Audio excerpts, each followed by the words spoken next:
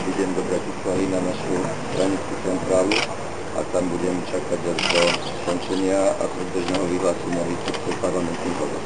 Aký je váš typ na výsledok? Netypujem, nikdy som to nerobil ani pred týmito parlamentnými voľbami a pre nás je najdôležitejšie ešte raz presvedčiť ľudí, aby sa počuli programy a aby boli slyšeli. Všetci to policové voľby, ale politické strany majú tým tiež netypujem. Tak, váš návod. My sme už viackrát povedali, že si vychádzame na dvojčíkové číslo a budem rád, ale akýkoľvek výsledok, to je na politike. Ako účasť percentuálne očakávate u volieb? Predpokladám, že ľudia sú vedomia, sú vedomí, že na to najväčšom počte, ale percentuálne tiež nepočítame na to.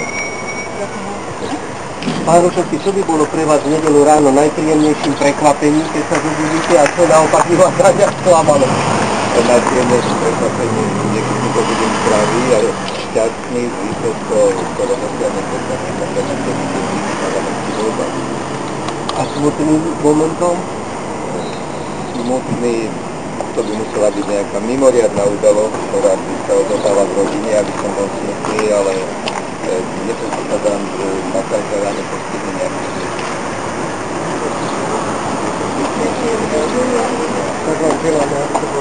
Ďakujem ráno, proti Bohu.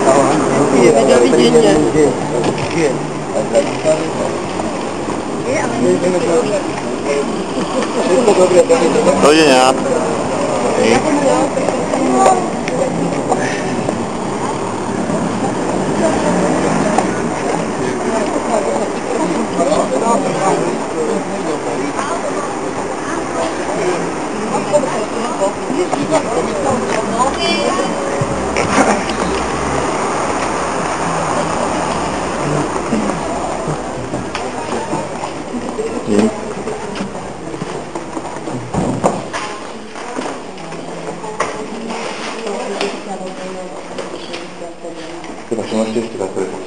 Do 150 ľudí, teda do 867 ľudí prihlásených bol zvolený. Chodili naši mladí starí, aj mladí, aj starí. Ale tak väčšinou myslím, že starší chodili. Chodili sporedu bol tam niečo.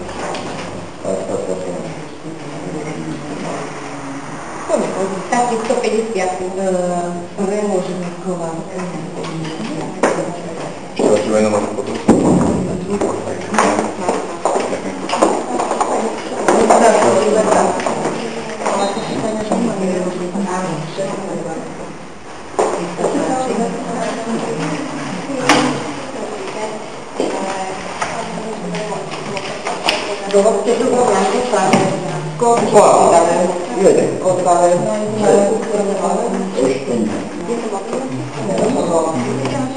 No, môžeme kľudne pracovať.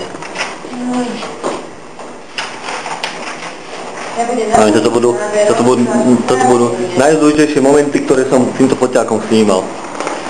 No samozrejme, keď nerátam koncert Simple Minds. Aj tam som bol, to bolo niečo úžasné.